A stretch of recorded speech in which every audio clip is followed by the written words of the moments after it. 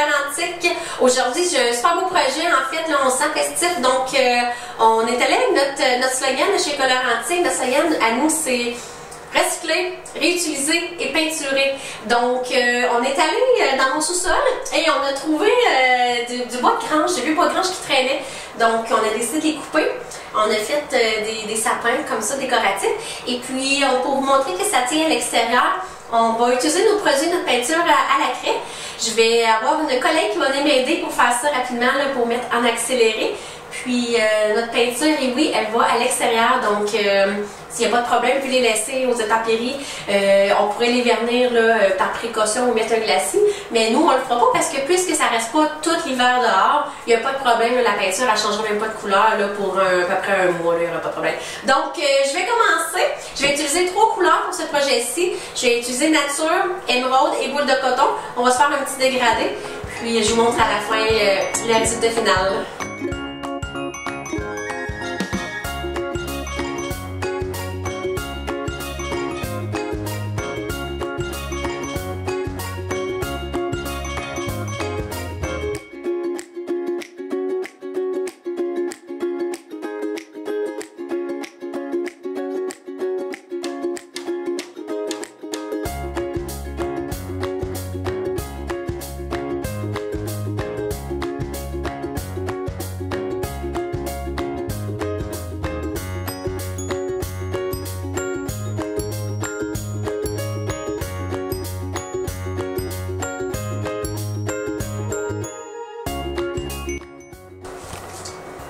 En fait, je vais prendre juste une petite minute pour vous montrer à quel point notre peinture elle couvre vraiment bien.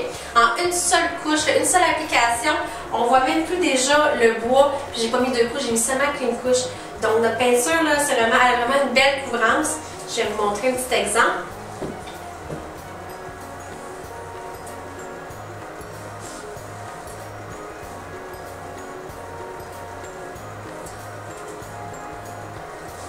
Donc, je ne sais pas si vous voyez bien, mais on voit vraiment qu'elle couvre tout le bois et qu'on n'en voit même pas à travers. Donc, vraiment, c'est une peinture qui est vraiment riche et épaisse. Donc, ça prend beaucoup moins de temps là, pour faire nos projets.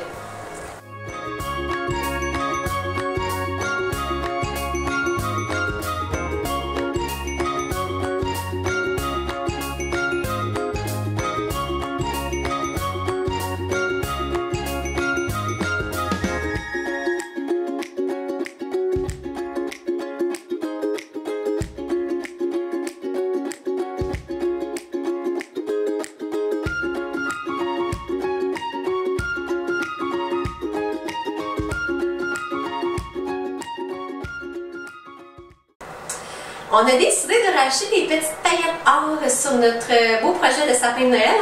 Donc, ça prend le glacis translucide, puis ça prend les sacs de paillettes. Là, on vous rappelle qu'on a quand même 5 couleurs. Nous, là, pour ce projet-ci, on a choisi les or.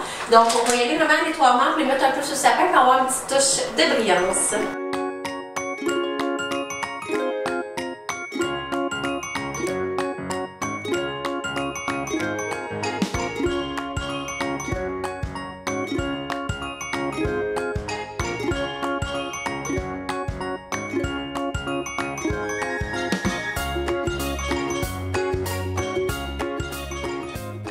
Alors voilà, nos sapins sont enfin terminés. Je vous dirais, ça nous a pris au maximum 20 minutes à 2 là, faire la réalisation des 2 sapins. On n'a même pas eu besoin d'attendre que la peinture sèche pour mettre la paillette, puisque notre peinture sèche tellement rapidement que c'était déjà sèche sur le blanc. Donc, on est allé vraiment aléatoirement avec notre pinceau pour le or. Puis le résultat là, est vraiment joli. Là. Donc, notre peinture là, va vraiment à l'extérieur. La paillette, puisqu'elle est allée aussi dans le glacis, dans le fond, là, elle est déjà vernie, donc il n'y a pas besoin de mettre rien supplémentaire là, pour que ça tienne. J'aimerais faire juste un petit... pour vous donner un petit truc, là, quand que votre pot a été déjà ouvert et que vous le réutilisez là, plusieurs semaines ou mois après, la peinture est encore vraiment bonne dedans. Brassez-la comme il faut, votre peinture, avant de l'ouvrir.